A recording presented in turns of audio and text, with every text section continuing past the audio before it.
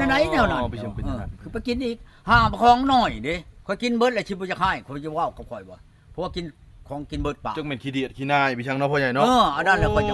มาเว้าชูเจ้าโคตรชูไม่เท่าพอนายพังได้ตัวนี้บ่แม่นข่อยเว้าผู้เดียวข่อยในนี่ได้ข่อยไปบอกเขาแน่ได้ไอ้น้องของเมียเฮ็ดบ่ถูกตัวอยู่หาทงก็ได้ซะบัดเอาไปบัดมานึงเข้าเป่าไผ่เด้ซะพ่อใหญ่บัดนึง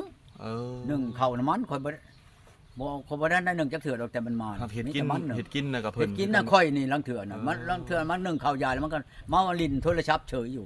บ่ว่าเพิ่นเฮ็ดอยู่เฮ็ดกินน่ะเฮ็ดกินนี่บ่เฮ็ดแม่จังว่ามื้อมานี่ข่อยก็ยังเห็นอยู่แม่มันบอกน่ะเมื่อไรเฮ็ดอยู่เฮ็ดกินเฮ็ดแรงเฮ็ดกายได้ลูกเอ้ยแม่บอกมามันก็คือเก่ามันน่ะ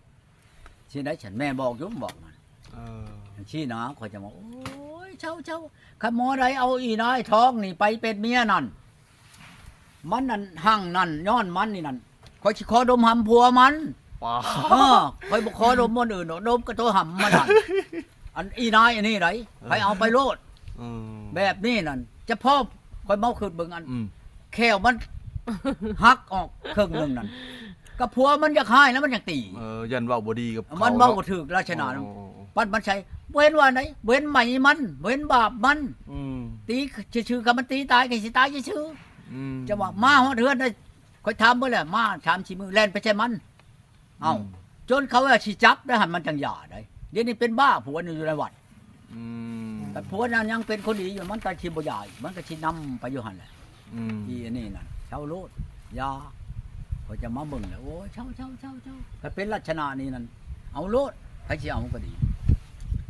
คันเว้าละไปชี้ชัยอันป้ามานั่นป้าของเอื้อยแม่มานั่นเจ้านะเอาชำนี้มันจังพอดีกันเว้าเข้าอีกนะให้เอาอันป้ามานั่นผู้ใดเว้าพ่อใหญ่อันเมียคนแล้วเมียบ่เอาจะเว้านั่นเนาะเว้ามื้อแล้วบัดนี้นะเอาเว้ามือนี่แหละป้ามันก็นั่งอยู่นำกันค่อยว่าโอ้ยวันนี้ก็ไปข่อยคำบ่ป้าเนาะเอาชำข่อยเอาเด็กน้อยแหละมันแอบเจ้านี่ไหนเว้าเว้าเองอีกเว้าเองอีกเด็กน้อยแล้วมันแอบข่อยอยากได้หยังแลหายข่อยเด็กน้อยดินี่เห็นแล้วบ่นะกูข่อยว่าอันเจ้านั่นเด็กน้อยอายุ26ปีข่อยเอา16ปีนั่นเด้ฉันมันน้อยมันใหญ่กว่ามันบ่ฉันมันก็บ่เห็นเว้าแน่นี่โอ้ยอันนี้เจ้าบ่มีความเว้าแม่นบ่อันธรรมดาผัวเมียเนาะลิ้นกินกันบ่มีความว่าเลยว่าอยู่บ่ได้นำข่อยเชิงดูว่าสังคมแก่อันนี้บ่มีความเว้าได้นี่ไหนมีเว้าบ่แม่นเว้าหาเรื่องสิพ่อใหญ่บ่หรือว่าจังได๋พ่อใหญ่คันนิดน้อยนะอายุ17 18ฮอด5 6เทื่อเขาบ่ได้มีแฮงได้คันเรื่องเขาเชิงนี่เห็นบ่แต่ค่อยนี่ไทยวางหัววังนี่มันยังติแล้วมันบ่แม่นมันติแนวนั้นดอกมันมีรายการมันพี่จากเมื่อคือกันก็ก่อนนี้เจ็บท้องโอ้ยเจ็บท้องเด้โอ้เจ็บท้องจังซี่บัดเมื่อละเจ็บสังยักเมื่อค่อยจะว่าเหมือนคิดฮอดบ้านจ้ะพ่อใหญ่จักมันขึ้นฮอดไผแล้วขึ้นฮอดผู้บ่าวผู้แพ้วมันก็มีแล้วคงโทรหากันมื้อนึงจักเท่าใดเถื่อจักโทรหาไผมีเสียงผู้ชายบ่พ่อใหญ่เข้าพุ่นโทรอยู่ห้องน้ำบ่พ่อใหญ่มีเสียงผู้ชายบ่มีบ่อันใดก็เพิ่นโทรหาเมียเจ้าผู้เมื่อนี่ได้ยินบ่เสียงผู้ชายมีอยู่บ่อย่างงี้นั่นแหละนี่มันหักแต่ว่ามันเว้านำเขาบ่ได้ของเขาเว้าความระทึงเด้แต่เขาหยังแหละเนาะหักเป็นเสียงผู้ชายแม่นบ่ระทึงบัดเฮาถามผู้ใดโทรนั่นอันปัดหมอลามนั่นก็ไปนำเขาแล้วสมมุติว่าโทรก็บ่ได้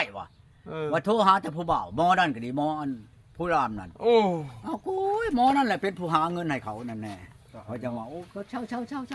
อย่าเหี่ยวคนก็บ่ปินไปใช้หัวมันอันบ้านอันนั้นน่ะเกินค่อยขี้เดียดมันครับปินไปทางอื่นบ่อันนี้ได้จินปินไปบ่อื่นเพิ่นมันเบื่อครับมันบ่แม่นมันนั่นมาอยากเป็นลูกเป็นผัวเป็นหั่งอยากมีมันมาหารายได้สร้างถึงปิ่นไปใช่แล้วพ่อใหญ่เกินมันมาหารายได้ครับคนชุมนี้น่ะแห่งปิ่นแล้วพ่อใหญ่บ่บางเทื่อก็สิขึ้นกับเมียพ่อใหญ่ยันเป็นน้ำเมียยันเป็นน้ำผู้หญิงล่ะบ่เป็นน้ำผู้หญิงก็แม่นมีผู้โยกเย้ยเนาะโยกเย้ยแล้วมันไปน้ำชุมมันโยกเย้ยนั่นคนนั่นแปลว่าโอ้ยตัวมันเอาไปยังอันคนเฒ่ากันยินอยู่อันนี้น่ะแล้วมันว่าคนอยู่ทางใดพ่อใหญ่เว้านะคนทางบ้านเขาบ่เว้าคนทางบ้านเขาบ่แล้วบัดค่อยถามผู้ใดเว้าหมู่ค่อยเฒ่าก็ยาบ้านมันว่ามันใจดีมันบ่ได้เว้าหยังกับเฮามาอยู่นำมันก็ดีว่าชี้ใดมันเว้านะ บ่แม่นว่ามันบ่เว้าได้มันก็ว่าบัดหลายเทื่อเว้าแล้วมันก็ไปนํเขาแล้วบัดนี้ พ่อใหญ่ฮะตอนเว้าประชาเราวเทิงอะบ่อัดเสียงไว้พ่อใหญ่ ค่อยบ่ได้ แล้วก็ให้คนฮู้ประชาน่ะแปลให้บัดให้หลามเขาแปลให้ ค่อยอัด ลามทางนี้ดิ ค่าค่อยอยู่ดอก แม่นเลยเจ้าฮู้เด้อพ่อใหญ่อันนี้ ผู้นั่นแหละ ลามเจ้าช่องคนผู้อยู่นี่เลิกไปภาษา มันบัดลังเทื่อว่าค่อยอยู่เทิงมันอยู่หลุมแม่นบ่มันก็เว้าอยู่พี่เด้ เขาก็อัดเสียงมันก็ปะโทรศัพท์อยู่เทิงเขาก็ย่างลงมามันก็เข้ารุ่นแล้วแหละเสียง นั่นแหละค่อยกับบ่ได้เฮ็ดแม่นคือว่า โอ้คิดว่าเพิ่นสิบ่เมื่อเนาะพ่อใหญ่เนาะคิดว่าสิอยู่สิดี อันใดก็ไผสิไปขึ้นในนั้นคือกันกับว่านนี่มื้อแหละปัดเฮือนปัดชานอยู่เนาะนึ่งข้าวนึ่งน้ำยาแล โอ้ ค่อยก็บ่ได้ขึ้นแล้วก็ให้ก็บ่ได้ให้กัน มันรักเมื่อโลดไผชิวจักเจ้าชิวจักบ่คันว่าในนั้น โอ้เลยพ่อใหญ่คือพ่อใหญ่ แน่ นี่แหละ อันนั้นแหละจังหวะนั้น ถ้าเป็นเฮาก็ผู้แล้วไปเก็บมะม่วงคือพ่อใหญ่ เอา อยู่แล้ แล้ว ว เอาไปต้อนเมียแล้วเพิ่นมาเมียบ่เห็นบ้า เมีย น สิเมื่อเนาะไปเก็บมะม่วงมากอันนั้นแล้วคงสิมาเฮ็ดนั่นต้มอันนี้แม่เฒ่าก็ว่าต้มหลายๆเด้อ เออ ก็ต้มมันเองแล้วบอกอีแม่ก็ อืม อยากกินน้ำว่ะต้ม มื อ อย าก เปล่า กินน้ำบ่เฮ็ดได้ เออ เฮ็ดอันว่าโอ้ยเฮ็ดหลายเอามือให้แม่ในนั้นก็มันบ่ขึ้นในนั้นน่ะ บ่พ่อใหญ่ ก็ไม่ค่อยนี่แหละเป็นผู้เฮ็ด บ่เป็นคนขี้ข้านบ่พ่อใหญ่ มันกายขี้ข้านจักขี้หยังอืมจักขี้ที่จักขี้รู้ บ่แลว่าบ่แลขี้ข้านมันยังมีคนขี้ข้านกว่าบ่แลอีกเนาะ โอ้ยก็มันข้านเอานอนอยู่นี่มันบ่ค่อยให้ไล่งัวเข้าคอกนี่ยังว่าโอ้ยค่อยขี้ข้านอันนี้มันบอกรู้นี่น่ะอ้าวโกูก็ตายเจ้าไปดูพี่ชังเจ้าเฮ็ดพี่ชังบ่ว้าวใช่ค่อยน่ะ พักหญ้าคาคิงก็บ่เฮ็ดเนาะพ่อใหญ่เนาะนี่ มันบ่เฮ็ดพี่ชัง เออ เจ้าตะกี้ค่อยว่าให้เก็บบางหิ้วนี่ อืม เก็บใส่กระสอบเก็บแล้วมันแก่แล้วเอามือให้แม่เฒ่าหมอนดอกหมูนนี่ก็ยังบ่มีเบาแลอยู่ในเฮือนนั่น มันมอน เชื่อปู มอนน้อยๆ นอนนั่ ไป น เดียว ก็ บ่พ่อใหญ่ จักสิแม่นจักชัตวัต ปา เชื่อ ด ปูนอนอยู่ในเฮือนนั่น มัน แม่ เป็น ชำกันกับพี่ชังนี่ เออ มาให้ค่อยปูนอนนั่นในเฮือนนั่นน่ะ อืม โดย บ่เจ็บหลังบ่พ่อใหญ่ อ้าวก็เจ็บได้เนาะมันแข็งคือกันกับมันถือกันน้ำนี่นะงิ้วถึงน้ำถึงอย่างนี้มันแข็งแบบหมอนก็นี่มันถึงน้ำนี่มัน เอ แข็ง อมันแปรลงเนาะพ่อใหญ่เนาะ โตพาบ่ปากหมอนสิหมุนน่ะก็ค่อยน่ะช่องหน่วยอยู่ในเฮือนนี่ช้อนกัน มันมาอยู่นี่มันก็ช่องหน่วยอีกมาพัดลมมันก็ทั้งใต้ตีนหน่วยนึงทั้งตึงหัวหน่วยนึง ทางข้างหน่อยหนึง ทั้งคางอีก เนาะ มัน พ่อให ชั ญ่ นได้ฉะนั้นอยู่ในนี่น่ะเมื่อหาเฮือนมานั่น โอ้ ฮ้อนจนว่าเฮือไหลชัดๆนี่กับบ่ได้มีอยากกินน้ำเย็นเด้ว่าฉันมีตู้หยอกตู้เย็นบ่มีจำได้ฉันมีตู้หน่วยนึงตู้น้อยตู้ลำโพงน้อยนี่แหละ เปิดจนว่าพังยังบ่ได้มันนั่นเด้เปิดบึ้มบึ้มอยู่นั่นแหละ เอ โอ้โหก็กระเชิญมันมีแนวที่สำคัญแน่ เมีย น เมีย จะ บ่พ่อใหญ่พังอะเมียบ่พังอะ เอาเมียนั่นแล้ว มักฟังเพลง มานี่นั่นก็บ่ได้เปิดเพลงน่ะก็บ่ได้เปิดเพลงหยังเปิดเพลงอันผัวเฒ่าอะนะ โอ้ อยากได้หยังก็ชื่อให้อยากได้หยังคือเปิดแล้วเปิดอีกเปิดแล้วเปิดอีกอันเท่านั้นน่ะอ้าวกูก็ว่า เปิดใส่พ่อใหญ่บ่รู้ว่าเปิด เปิดใช้ค่อยนี่แล้ว โอ้ ให้ค่อยพังนี่แล้ว ป้านนั่นเนาะพ่อใหญ่เนาะ มันสิว่าได้อีกโอ้ย ตายแนวนี้ก็ อยากได้หยังก็ซื้อให้ติพ่อใหญ่ พ่อใหญ่นี่มีประสบการณ์หลายนะพ่อใหญ่เนาะกับเมียนี่เนาะ ผู้หนึ่งเป็นอันหนึ่งผู้หนึ่งเป็นอันหนึ่ง เบาแหล่เอ้ยคนจังหวัดมันชาติเอาเมียมากอะหลายคนก็บ่เป็นปานเมียนี่จะมันชาติคักแน่บ่แลก็สิได้ปรึกษานำพ่อใหญ่เด้บ่แลก็ยังบ่ได้เอาเมียย่านเป็นคือแบบพ่อใหญ่ โยจังหวัดนั่นแหละ พ่อใหญ่ ผู้ หลา ชาย ย มี กับผู้ชายบ่ได้ดอก เอาแล้ว อันอยู่ตัวนี้มันอยู่ในจิตใจ โอ้แม่น บ่ พ่อใหญ่ มั แล้ว ขึ้นกับจิตใจไผมัน อืม คันคนอยากได้อยากมีน่ะค่อยมาแต่ตะมิดค่อยก็ฮู้โลด โอ้ ค่อยฮู้โลดเดี๋ยวค่อยเบิ่งว่าอีนี่ ผู้ใดพ่อใหญ่เก่งกว่าหมู่พ่อใหญ่มาอยู่นำพ่อใหญ่นี่เก่งเวียกเก่งงานเก่งแบบอันนั้นนะ อยู่นำพ่อใหญ่ เพียงเวียกงานนั้นโยมันก็เมียอันนั้นพุ่นแหละเมียเก่าเมียกุ๊กข่อยพุ่นแหละอันนั้นคงอยากได้อยากมีแม่นบ่จนได้ไผได้เคยอันนั้นก็ดีย้อนลูกย้อนนั้นเต้านี่แหละไป ยาจะบ่เว้าเนาะพ่อใหญ่เนาะ เราไปเพียงอันนั้นข่อยจังหวะ แล้วเนาะพ่อใหญ่เนาะ มันแล้วแหละ สนใจแต่เรื่องพุทธบิดนี่เนาะ แต่ค่าหันมานี่จะโยกก็บ่ปานใดแหละ ลุยไปเนาะพ่อใหญ่เนาะ เฮ็ดให้เฮ็ดนาก็เฮ็ดอยู่เฮ็ดคักเฮ็ดแน่อยู่บางคนก็ดีคืออีอันนี้ก็เฮ็ดธรรมดาอีแยงอันอยู่บ้านหลักชะหกนี่ก็มาอยู่ในช่องปีนี่ก็ลูกมันก็มาเฮ็ดนํกันนี่ค่อยกะลูก2คนนั่นผู้หนึงมาเฮ็ดผู้หนึงก็รับชาเฮือนมาค่อยก็ให้ปีนึงเช้าชอบนี่ถ้ามันอันเข้าเช้าชอบเอาเมื่อแต่เฮือนข่อยนี่เมื่อบ่ฮอด2เดือนกิน2คนน่ะเบิด ป้าตะไปกินอะไรชาว2เดือนเบิด ก็บ่แม่นกินกับพื้นกินน้ำแล้วไปขาย มันก็เบิดแล้วเขา100ก็เบิดไปขายว่าไปยังชาว เขาว่า จักหน่อยก็เบิดเข้าเลยได้เอาเงินนึงนี่เด้นี่อู้อันนั้นมาแกะกลางอยู่นี่ลูกผู้นั้นอันนี้กลางอยู่นี่มาเช่ามาแล้วมาบ่ทันกินข้าวได้มาแต่พุ่นมาก็นอนอยู่นี่นะอยู่ในอู่กาไกวอยู่ตอนแต่ค่ำสิมื้อแล้วนอน4 โมงเลยไห้แม่ได้นี่เอาเงินให้ลูกได้เด้อเอามือชื่อกินบ่มีเงินได้น้ำมันรถแน่ให้แสนนึงคำเลยนะเอากับเมื่อบัดนี้เมื่อมาเช่ามาแล้วก็คำสิมื้อแล้วก็เอาให้ลูกได้ให้บ่มีเงินได้เบิดเลยได้เงินวานนี่น่ะแสนนั้นเอาให้มื้อละแสนจอเดือนนึงหลายเพิ่นได้พี่เจ้าคือเมื่อมาเมื่อยพี่จังนั้นเมื่อแล้วมื้อนอนอยู่พุ่นเด้มื้อเช้าแล้วมา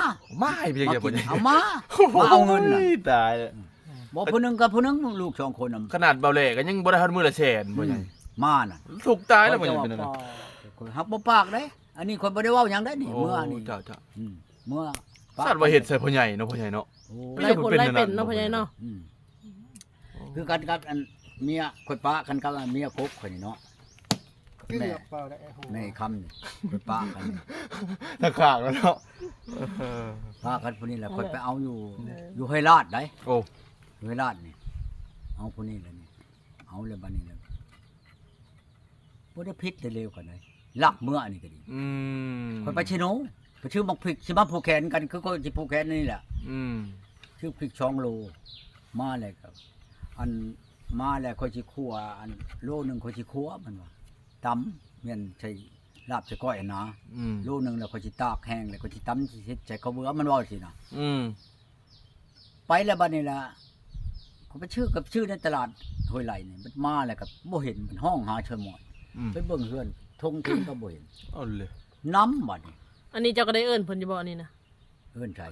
มีผู้เมื่อวานนี่ได้เอิ้นเพิ่นอยู่บ่เอิ้นแน่มามีเฮ็ดนั่นบ่แล้วข่อยเลี้ยวเห็นทงบ่เห็นทงแล้วก็ข่อยก็บ่ได้คิดว่านั้นก็ว่ามันเมื่อแล้วข่อยบ่คิดหยังดอกข่อยหากระแจว่าสิอันโรงงานไขรถติดรถนำนะครับมันเชื่องแหละมันก็บ่ได้เอาเมื่อดอกมันเชื่องไว้พ่อใหญ่ลืมถามดนบ่พ่อใหญ่พ่อใหญ่บ่เห็นกระแจรถหากระแจรถเพื่อสิได้น่ะดนเติบบ่จนคำก็นั่นตำรวจอยู่อันแคมป์พุ่นบ่โทรบอกข่อยนั่นก็บ่เห็นครับของข่อยบ่ได้สงสัยว่ามันสิเชื่องข่อยว่ามันเอาเมื่อพุ่นผู้นั้นเด้มันย่านเด้มันยังบอกได้ตำรวจพันโทพวกเราก็ดิบ่แม่นเด็กน้อยเราบ่รู้จักกันกับข่อยบัดนี้ข่อยโทรถามเลาบัดนี้ในใดข่อยว่าแล้วว่ามันเอาเมียในกระตาเด้อว่าซั่นในกระตาคกเช้าหันว่าข่อยไปเบิ่งประเทศลีเห็นเบิดแก่เบิดเห็นเบิดทุน้อยโอ้ยก็สิเชื่องนี่ย่านข่อยนำทันนั่นเด้คือสิเชื่องจังย่านข่อยอันเอารถนั่นนำนั่นกระแจนั่นมันอยู่บนเดียวกระแจเฮือนน้อยหลังนั้นมันเดินต่ำนั่นกระแจเหล้ากระแจเฮือนในนี่แน่บัดกระแจรถอีกอยู่นำกันเบิดโยกไปเชื่องตัวนั้นก็แล้วมันบอกก็จะมาตัดเอาเล็กกันเลื่อยอันตัดนั่นมันบ่ขาดที่มันคดตีก็สิทับมันแตกบัดนี้คลอยออกบ่แตกช้ำเนาะพ่อใหญ่บ่ได้แตกช้ำแต่ยังสิใช้ได้อยู่บ่เรื่อยนะผู้จักได้อยู่แล้วข่อยจะโอ้โทรเมื่อเช้านี้ชากใส่ข่อยข่อยบ่ทันได้แล้วกันกับเจ้าเด้อว่ะใช่ข่อยเห็นนั่นเจ้าสิไปเอาเมียเชโปนเอาแล้วด้าเอาโก้อยู่ว่ะบ่บอกข่อยก็ได้ดอกว่าให้ข่อยเอานะเมียนั่นเพิ่นเห็นในชิปนี่เด้อเพิ่นเบิ่งเพิ่นคือฮู้เพิ่นคือฮู้ว่ามันออกคืนนี้เด้ออันเว้าพื้นนั่นผู้สาวเชโปนนั่นแหละผู้จะโทรนะผู้ก็โทรหานั่นแหละข่อยบ่เอาดอกอีนี่ก็สิกว่าฮอดอีนี่ก็บ่จักเอาแล้วข่อยพังเชียงปากหั่นน่ะตอนนั้นแหละข่อยขูดบัตรให้เบิด6บัตรเลยปอโตขูดบัตรบ่บ่แม่นบัตรเดียวดอกมื้อละเทื่อบัตรนี้ขอน้ำข่อยอีก2บัตรมาวานนี่ข่อยโทรใช้บัดนี้เว้ากระแชกใส่ข่อยเอาโกยว่ามึงถ้าเอาก็จะว่าแล้วแบบนี้นะเดี๋ยวบ่ทันเอาเป็นเมียกันอย่างนี้เชียงปากแบบนี้แหละนะถึงแม่นเอาแห้งปานนี้ว่ะบ่ปากมีแต่ผู้พิลึกเนาะบ่ใหญ่เนาะเอาแล้วมีแต่ผู้ยิงเก่งมีบ่นข่อยสิเอาเด้นี่อยู่สิเลอบัดนี้ไกลบ่พ่อใหญ่ไกลอยู่บ้านเมียเก่าข่อยพุ่นอยู่ทางเลอนั่นน่ะพุ่นแล้วทางใต้พุ่นแล้วแถวเมืองมูลเมืองมินพุ่นแล้วปอโตให้สิไปไกลเนาะบ่ใหญ่เมืองมูลว่าฉันจะไปมัน มันก็รู้จักกันกับเมียข่อยนี่ข่อยบ่เชื่อมันว่ามันเมียเจ้าเว้าน่ะข่อยบ่เชื่อมันมันเด็กน้อยนะอันนี้ก็ดีอายุชาวปลายนี่แหละ อุ่นเลย ข่อยอยู่บ้านเดียวกันนี่มันว่าข่อยบ่เชื่ออีนายนี่นั่นอีนายอัน บ่เคยชื่อซะเนาะพ่อใหญ่เนาะ นี่นั่นข่อยอยู่ในบ้านนี่ก็ดีข่อยรู้จักนิสัยเราเบิดแล้ว เจ้าข่อยบ่แม่นนั่นอันนั้นเห็นได้จังเจ้าจังเชื่อข่อยเชื่อเราอ่ะเจ้านั่นสิเว้าชัดชูอยู่ข่อยเห็นในคลิปนี่นะเราอ่ะนะอีนายนี่และมื้ออื่นนี่เราสิถามอ้ายเรานั่น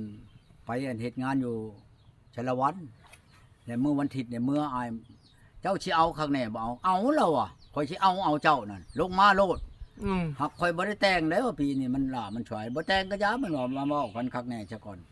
เดือน2เดือน3บ่เจ้าสิมาเจ้ามีเงินหลายปานใดลงมานี่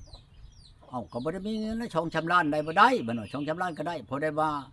อันเว้ากันกับเฒ่าแก่นี่ข่อยสิเมื่อนำรถมันว่าข่อยเห็นเบิดแล้วฐานะเจ้านั่นข่อยเบิ่งในอาชีพนี่เราอ่ะข่อยเห็นเบิดแล้วข่อยนั้นเจ้าชุติข่อยได้ข่อยถูกได้มันว่าอยู่กับอันแม่ข่อยนี่ข่อยน่ะมีผัวแล้วหากบ่มีลูกมันว่าผัวนั่นก็อันนี้แหละเว้าความคิดเห็นเอาไงเจ้าก็กินยาเสพติดนี่แหละแล้วตีข่อยบ่มักเดี๋ยวนี้อายุ70-80ข่อยบ่ได้แค่ดอกมันว่าคะแนนมักแพงมันว่าสินะข่อยเบิ่งแล้วเจ้านั่นกับอันตู้โฮมนี่นั่นบ่แม่นนั่นดอกข่อยเว้าข่อยฮักบ่ให้บ่เว้าชื่อข่อยมันว่ายันตู้โฮมมากับข่อยมาหาข่อยนี่ข่อยก็บ่เว้าเนาะสิเว้าไปเพียงยันว่า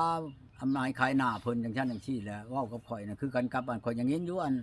หมู่เจ้าลงคลิปอันกับอันนั้นโทรด่าเขาอันชาวอันตุ้มชาว